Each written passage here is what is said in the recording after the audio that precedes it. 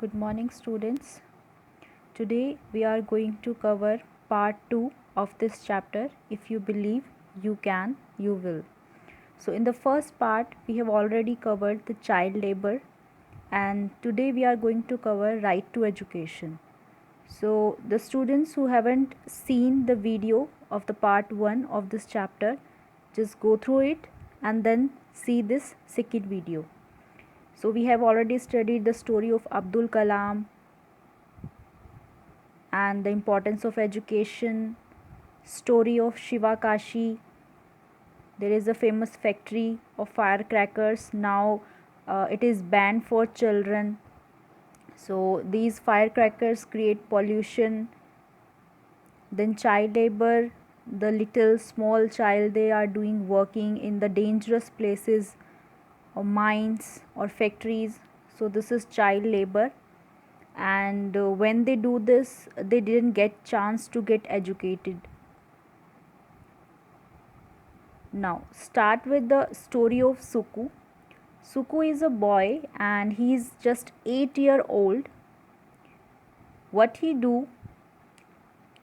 He just live in a small village and he has a small hut. एक छोटी सी झोपड़ी है उनकी, और he live with his parent, ठीक है, और उनके 4 ब्रदर हैं, 4 ब्रदर एंड सिस्टर्स. सो यहाँ पर टोटल बहुत सारे मेंबर्स हो गए हैं, father, mother and 4 brothers plus Suku and his sisters. His father works in a tea shop. उसके जो फादर हैं वो एक टी शॉप में वर्क करते हैं, एंड उनकी जो मदर है वो नियर बाय कॉलोनी में क्या करती है, वेसल्स यानी कि जो यूटेंसिल्स होते हैं, बर्तन वगैरह होते हैं, उनको धोने का काम करती हैं, उनको क्लीन करती हैं. But the father and the mother both, they are not able to earn enough money to feed their family. तो अपनी फैमिली को फीड करने के लिए वो तब भी इतनी मनी नहीं अर्न कर पाते हैं जितनी उनको चाहिए, क्योंकि उनके 4 ब्रदर्स सिस्टर्स बहुत ज़्यादा टोटल मेंबर्स हैं, और सिर्फ 2 पर्सन हैं जो बहुत छोटी एक टी स्टॉल और फिर बर्तन साफ़ करने, यूटेंसिल्स को क्लीन करने से वो इतनी इनफ मनी नहीं कमा पाते जिससे कि वो अपने बच्चों को एजुकेशन दे पाएँ, अपने बच्चों को फीड करा पाएँ.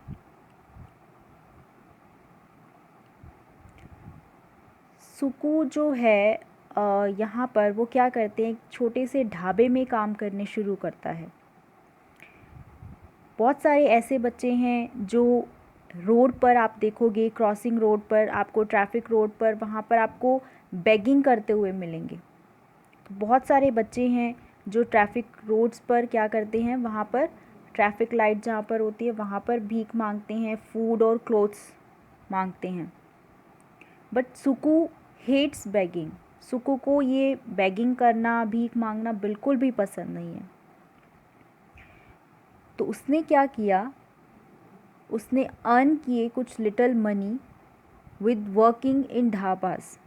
जब वो ढाबे में काम कर रहे थे तो उन्होंने कुछ पैसे अर्न किए जिससे कि वो अपना, उनका जो ड्रीम है कि वो स्कूल जाएं, तो उन्होंने वो स्टार्ट किया. क्योंकि पेरेंट्स नहीं कर पा रहे थे तो उन्होंने खुद से स्टार्ट किया ढाबा में वर्क करना, और ढाबे में वर्क करने के बाद उन्होंने कुछ जो भी उन्हें मनी मिली उससे उन्होंने अपने स्कूल जाने के सपने को पूरा किया. But his parents need whatever little money he earns to feed their 5 children and themselves. But उनके फादर और मदर जो थे क्या चाहते थे, वो ये चाहते थे कि जो भी मनी वो कमा रहा है वो हमारे साथ शेयर करे, उसके जो 5 चिल्ड्रन हैं उनके साथ और हमारे साथ वो शेयर करे, ताकि क्या हो, जो भी फीड की प्रॉब्लम है कि उनकी मदर और फादर फेस कर रहे हैं, वो नहीं खिला पा रहे हैं, तो सुकू जो भी पैसे कमा रहा है वो क्या करे, अपने भाई बहनों के साथ उसको बांटे और जो भी खाना है वो खाएं डेली की. बहुत सारे ऐसे लोग हैं जो नहीं समझते कि इम्पोर्टेंस क्या है फैमिली की, एक स्मॉल फैमिली की क्या इम्पोर्टेंस है. अगर फैमिली स्मॉल होती है ना, 1 और 2 चिल्ड्रन होते हैं, तो आप बच्चे को एजुकेट करा सकते हो. अब जैसे फादर मदर वर्क कर रहे हैं यहाँ पर सुकू के, बट फिर भी वो इतने एबल नहीं हैं कि वो अपने बच्चों को एजुकेशन दिलवा पाएँ. वो फीड ही नहीं करा सकते, उनको डेली खाना नहीं खिला सकते, तो एजुकेशन तो बहुत दूर की बात है। तो उन्हें ये इम्पोर्टेंस समझनी चाहिए, हमें ये इम्पोर्टेंस समझनी चाहिए कि स्मॉल फैमिली बहुत अच्छी फैमिली होती है, कि आप हर जो भी बच्चा है उसकी आप टेक केयर कर सकते हो। लेकिन अगर बिग फैमिली है, जॉइंट फैमिली में चलो फिर भी वो हो जाता है, लेकिन अगर बिग फैमिली आप करते हो, एक ही फैमिली है, उसमें बहुत सारे बच्चे हैं, जैसे अभी यहाँ पर 5-6 इनके बेबीज़ हैं, तो क्या ये सही है कि अगर 5-6 अगर उन्होंने चाइल्ड पैदा किए हैं तो उनको खाना खिलाने में वो इतने एबल नहीं है? तो ये चीज़ तो बहुत गलत है। आप एक स्मॉल फैमिली रखो जिसमें कि आपको पता हो कि मैं सिर्फ इतने बच्चों को खिला सकता हूँ, तो कम से कम उनके फूड को से रिलेटेड या फिर उनकी एजुकेशन से रिलेटेड उनको प्रॉब्लम ना हो। अगर 5-6 चाइल्ड होते हैं तो हर बच्चे को ज़रूरी नहीं कि हर बच्चे को एजुकेशन वो दिलवा पाएँ। उनके अंदर इतनी कैपेबिलिटी होनी चाहिए कि बच्चों को वो दिलवा सकते हैं, तभी वो इतने चाइल्ड रखें। तो हमें समझनी होगी इम्पोर्टेंस कि एक बिग फैमिली और स्मॉल फैमिली में बहुत बड़ा डिफरेंस आता है। Right to education, this is the most important topic of this chapter. Right to education means education का सबको अधिकार है। Everybody have a right to education, उनको एजुकेट होने का अधिकार है। इंडिया ने क्या किया है, एक लॉ पास किया है और बैन किया है कि 14 ईयर्स से जो कम के बच्चे हैं, 14 ईयर्स एज के जो कम बच्चे हैं, वो क्या कर सकते हैं, किसी भी जगह पर काम नहीं कर सकते जहाँ पर उनकी लाइफ को खतरा हो। तो एम्प्लॉयमेंट देना किसी बच्चे को, कोई माइंस में काम कराना या किसी भी प्लेस पर काम कराना और उनकी एजुकेशन का जो राइट है उसको छीनना एक लॉ को ब्रेक करने के बराबर है। उसके आपको क्या मिलेगा, उसके बदले आपको सज़ा मिलेगी अगर आप बच्चों के साथ ऐसा करते हो। तो हर बच्चे को राइट है कि वो फ्री और कंपलसरी एजुकेशन ले। आपने देखा होगा गवर्नमेंट स्कूल्स हैं, जो बच्चे एजुकेशन नहीं ले पाते हैं, गवर्नमेंट स्कूल्स उनको फ्री में एजुकेशन देता है। तो एजुकेशन जो है is most important for every child. 14 years तक क्या है, गवर्नमेंट ने डिसाइड किया है कि 14 ईयर्स तक मतलब 8th क्लास तक फ्री एंड कंपलसरी एजुकेशन दी जाएगी। जो बच्चे एजुकेशन नहीं ले पाते उन्हें गवर्नमेंट स्कूल्स में फ्री में एजुकेट किया जाएगा, उन्हें बुक्स प्रोवाइड की जाएंगी। अगर उनके पास यूनिफॉर्म्स नहीं हैं तो they will provide them uniform also, क्योंकि एजुकेशन हर बच्चा चाहता है, हर बच्चे को एजुकेशन मिलनी ही चाहिए, ये राइट है उसका। अगर एजुकेशन वो नहीं लेगा तो वो एक बड़ा इंसान कैसे बनेगा, एक अच्छी जॉब कैसे लेगा, अपनी लाइफ को बेटर कैसे करेगा। इसीलिए हर पर्सन की ड्यूटी है कि हर बच्चा, उनका कोई भी चाइल्ड हो, हर चाइल्ड स्कूल में जाए और एजुकेशन ले। बहुत सारे स्कूल्स, गवर्नमेंट स्कूल्स हैं जिसमें हम क्या करते हैं, बच्चों को मिड डे मील, यानी कि जैसे अभी मैंने आपको बताया बुक्स, यूनिफॉर्म सब कुछ दी जाती हैं, साथ में एक और चीज़ है मिड डे मील। तो 2001 में सबसे पहले तमिलनाडु में स्टार्ट किया गया था कि जो बच्चे हैं वो क्या करते हैं, बेगिंग के लिए रोड पर चले जाते हैं और वहाँ पर बेग करते हैं, भीख मांगते हैं। बेगिंग करने से क्या होता है कि वो स्कूल नहीं आ पाते। उनका ये रीज़न होता है कि हमें खाना नहीं प्रोवाइड होता, तो हम सिर्फ खाने के लिए यहाँ पर बेगिंग करने आते हैं, हम एजुकेशन कैसे ले सकते हैं। और सही भी है कि अगर उनके अंदर ही स्टमक में कुछ नहीं गया है, खाना ही नहीं खाया, तो वो कैसे स्टडी कर पाएंगे।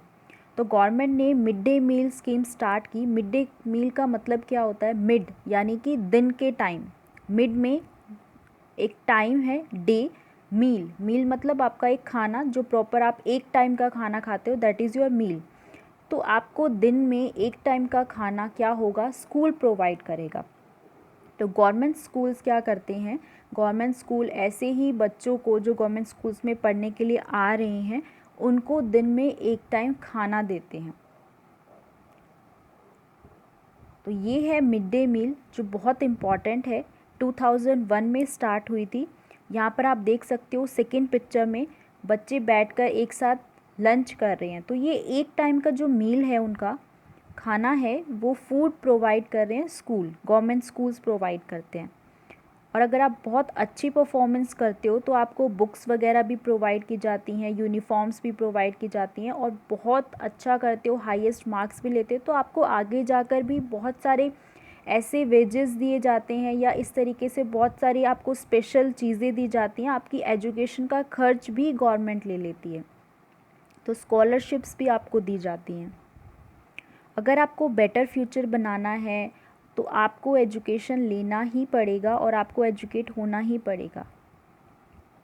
तो ये पेरेंट्स की ज़िम्मेदारी है कि वो आपको एजुकेशन दिलवाएं। अब पेरेंट्स को ये ध्यान रखना है कि बच्चा क्या करे, हार्ड वर्क करे, स्टडी करे अच्छे से, ताकि आपके पेरेंट्स को भी आप पर प्राउड हो कि मेरे बच्चे ने बहुत अच्छा स्टडी किया और वो आज एक बहुत अच्छी पोस्ट पर, बहुत अच्छी जॉब पर है। Then there is a story of Sharad Babu. तो शरद बाबू क्या हैं? शरद बाबू जो हैं, उन्होंने क्या किया, उनकी जो मदर है ना वो सिर्फ 500 रुपीज़ कमाती हैं पर मंथ, और साथ में वो क्या करती हैं कि वो इडलीज़ भी बनाती हैं ताकि वो उनको सेल करके कुछ एक्स्ट्रा मनी भी ले सकें, क्योंकि उनके 5 चिल्ड्रन हैं। शरद बाबू की मदर के 5 चिल्ड्रन हैं, जिसमें एक हैं शरद बाबू, और उनकी मदर सिर्फ 500 रुपीज़ कमाती हैं। साथ में वो इडलीज़ भी बना रही हैं ताकि उस 500 के अलावा भी वो कुछ और एक्स्ट्रा मनी ले सकें, क्योंकि उन्हें क्या करना है, अपने बच्चों को एजुकेशन दिलवानी है। तो सिर्फ 500 रुपीज़ से पूरे घर का खर्च, बच्चों को खाना खिलाना, 5 चिल्ड्रन को, खुद भी, और साथ में फिर उनको एजुकेशन दिलवाना, ये बहुत इम्पॉसिबल काम है। तो इसीलिए उन्होंने फिर भी बहुत मेहनत की कि उन्होंने स्ट्रीट्स पर जाकर चेन्नई में, यानी तमिलनाडु की कैपिटल है चेन्नई, चेन्नई में क्या हुआ, उन्होंने वहाँ पर स्ट्रीट पर यानी रोड पर उन्होंने इडलीज़ बनाकर बेचना शुरू किया। और साथ में शरद बाबू स्टार्टिंग में क्या कर रहे थे, उन्होंने भी इडलीज़ बेचना शुरू किया। बट उनकी मदर को बहुत ज़्यादा प्रॉब्लम आ रही थी, क्योंकि उन्हें सुबह उठ के पानी भी लेकर आना पड़ता था बहुत दूर से, वाटर टैप से, उन्हें एक वेल से वहाँ से लेकर आना पड़ता था सुबह सुबह मॉर्निंग में। फिर उसके बाद वो काम भी करती थी दूसरों के घर में, और साथ में इडलीज़ भी बना के उनको भी सेल करती थी, तो बहुत डिफ़िकल्ट था। उनके जो एक चाइल्ड था जो क्लास 12th में थे, वो डाइड हो गए, मतलब उनकी डेथ हो गई। अब सिर्फ 4 चिल्ड्रन बचे। 4 में से जो सेकंड चिल्ड्रन था, यानी फर्स्ट चिल्ड्रन, एक की तो डेथ हो गई 5 में से। जो दूसरा चाइल्ड था उसने 10th के बाद ही अपनी एजुकेशन को ड्रॉप कर दिया, क्योंकि उनके पास इतनी मनी नहीं थी कि वो एजुकेशन दिलवा पाएँ। बट फिर भी उनकी मदर ने होप नहीं छोड़ी, कोई आशा नहीं छोड़ी, उन्होंने बहुत मेहनत की और भी। और शरद बाबू ने क्या किया, अपनी पढ़ाई जारी रखने के लिए, जब वो 10th क्लास में थे तो वो नहीं चाहते थे कि मैं भी क्विट करूँ अपने भाई की तरह। तो उन्होंने क्या किया, उन्होंने बुक्स को बाइंड करना, यानी बुक्स को बांधना शुरू कर दिया। एक छोटी सी शॉप पर काम करना शुरू किया कि जहाँ पर बुक्स को बांधा जाता है। तो उन्होंने वो एक छोटी सी जॉब ली, उसको करना शुरू किया साथ में। और ये सब करते करते उनके पास, वो ये भी बताते हैं कि जब सुबह के टाइम पर उनके पास कोई अलार्म भी नहीं होता था कि अलार्म लगे और फिर वो सुबह पढ़ें, दोपहर में वो काम कर रहे हैं, तो कुछ भी नहीं था। कैसे वो उठते थे? सुबह उन्हें मॉर्निंग में बहुत ठंड लगती थी, इसीलिए वो क्या होते थे, एकदम से उठ जाते थे रात को। तो वही उनका मॉर्निंग का टाइम होता था, क्योंकि कुछ भी उनके पास फैसिलिटी ही नहीं थी। There were no electricity in the neighbourhood, कोई इलेक्ट्रिसिटी भी नहीं थी कि वो रात को बैठ के पढ़ पाएँ। सो वो दिन में जब भी उनको टाइम मिलता था वो स्टडी करते थे। रात को लाइट ही नहीं थी, नेबरहुड में भी नहीं थी, उनके घर में भी नहीं थी इलेक्ट्रिसिटी। तो दिन में वो सुबह पढ़ते थे और शाम को वो काम भी कर रहे थे साथ में दोपहर के बाद। तो बहुत सारी चीज़ें थी जो उन्होंने अपनी लाइफ में डिफ़िकल्टीज़ झेली। और आफ्टर दैट उन्होंने क्या किया, आईआईएम अहमदाबाद में, ठीक है, एक वहाँ से उन्होंने बिज़नेस की जो है डिग्री ली, बिज़नेस एडमिनिस्ट्रेशन की, और उन्होंने पिलानी से इंजीनियरिंग भी की। तो उन्होंने इतना सब कुछ किया, बहुत मेहनत करनी पड़ी उन्हें, और फिर उन्होंने क्या किया, ये डिग्री लेकर बिज़नेस एडमिनिस्ट्रेशन में उन्हें बहुत अच्छी जॉब भी मिल सकती थी, लेकिन उन्होंने क्या किया कि मैं जॉब लूँ उससे अच्छा है कि मैं कुछ ऐसा खोलूँ जिससे मैं और लोगों को भी जॉब दे पाऊँ, जो और गरीब बच्चे हैं उनको मैं जॉब दे पाऊँ। तो उन्होंने क्या किया, they started a food king catering service. So catering service क्या होती है, आप शादी में जब जाते हो तो आपको वेटर्स वगैरह मिलते हैं, वहाँ पे आपको खाना सर्व किया जाता है, तो वो केटरिंग सर्विसेज वाले होते हैं कि आपको अच्छे से प्रोवाइड करते हैं फूड को। तो शरद बाबू कहते हैं कि जो हमारा ड्रीम है उसके लिए हमें कोई मनी नहीं लगती। उन्होंने ड्रीम किया कि मुझे एजुकेट होना है और कुछ अच्छा बनना है, तो वो उन्होंने करके दिखाया। तो ड्रीम के पैसे नहीं लगते हैं। तो आप यहाँ पिक्चर में भी देख सकते हो, यहाँ पर बहुत सारी पिक्चर्स मैंने डाली हैं जिसमें केटरिंग सर्विसेज हैं। ये जो वेटर्स होते हैं जो आपको फूड प्रोवाइड करते हैं, तो ये केटरिंग सर्विस है। ऑर्डर्स मिलते हैं इनको शादी में, ये क्या करते हैं मैरिजेज़ में, ये अपना जो भी मटेरियल है बनाकर और सर्व करने के लिए लेकर आते हैं, आपको हर फैसिलिटी देते हैं। इन रिटर्न में क्या करते हो, आप इनको मनी देते हो। Conclusion of the chapter. So हमारा चैप्टर भी बस यहीं पर फिनिश होने वाला है। एक छोटा सा कंक्लूजन है, मतलब एक निष्कर्ष है, एक एंडिंग पॉइंट है कि इससे हमें क्या सीख मिलती है जो हमने चैप्टर सीखा। You are lucky that you get an opportunity to go to school. So ये तो आपको पता है ऑलरेडी, आप यहाँ पे एजुकेशन ले रहे हो, ये बहुत बड़ी अपॉर्चुनिटी है आपके लिए कि कुछ ऐसे बच्चे भी होते हैं जो एजुकेशन नहीं ले पाते, कुछ के पेरेंट्स उन्हें लेने नहीं देते, वो चाहते हैं कि वो जॉब करें। कुछ बच्चे वो पढ़ना चाहते हैं पर फादर मदर उनको अलाउ ही नहीं करते, और जब फादर मदर उनको अलाउ करते हैं तो बच्चे खुद से नहीं कर पाते। तो बहुत सारी डिफ़िकल्टीज़ हैं, लेकिन आप बहुत लकी हो कि आपको ये अपॉर्चुनिटी मिली है, इतनी सारी फैसिलिटी मिली है कि आप एजुकेशन ले रहे हो। तो इसीलिए आपको क्या करना है, रिस्पॉन्सिबल पर्सन बनना है, ठीक है। अच्छे से परफॉर्म करना है स्टडीज़ में या कोई भी एनी अदर एक्टिविटीज़ जो भी होती हैं आपके स्कूल में, हर फैसिलिटी में, हर एक्टिविटी में, हर स्टडी में आपको बेस्ट होना है, ठीक है। आपके जो पेरेंट्स हैं जो आपको गाइड करते हैं, आपकी टीचर्स आपको गाइड करती हैं, जब आपको वो गाइड कर रहे हैं, आपको अच्छी चीज़ें सिखाते हैं, उससे आप क्या कर सकते हो, एक अच्छी ह्यूमन बीइंग बन सकती हो, मतलब एक अच्छा इंसान बन सकते हो।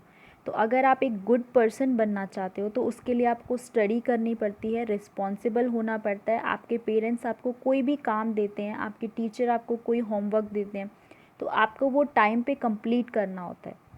अगर आप एक रिस्पॉन्सिबल बनते हो पर्सन, तो आप एक अच्छे गुड ह्यूमन बीइंग भी बनते हो।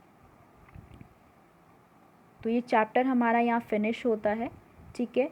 अगर आपको कोई भी डाउट है इस चैप्टर में, if you believe you can you will. So यहाँ पे बहुत सारी स्टोरीज़ थी, ठीक है। हमने यहाँ पर सुको की स्टोरी देखी है, हमने यहाँ पर शरद बाबू की स्टोरी भी देखी है कि कैसे कितनी सारी डिफ़िकल्टीज़ का सामना करते हुए ढाबे में काम करके और बहुत जगह पर उन्होंने बुक्स को बाइंड करने का काम करके फिर भी अपनी एजुकेशन पूरी की और एक बहुत अच्छे इंसान बने। तो आपको भी ऐसे ही करना है। आप बहुत लकी हो कि आपको अपॉर्चुनिटी मिली है, तो आपको इसे वेस्ट नहीं करना, आपको अच्छे से स्टडी करनी है, अपने पेरेंट्स को, अपने टीचर्स को प्राउड कराना है कि वो आपको आप उनके पास हो, उनको गर्व महसूस हो, एक प्राउड हो, ठीक है। तो यहाँ पर हम चैप्टर को फिनिश करते हैं और वीडियो को एंड करते हैं। कोई भी आपको डाउट है इस चैप्टर में, ठीक है, जैसे ही हम क्लास में मिलेंगे आप मुझसे जो भी डाउट है वो क्लैरिफाई कर लेना।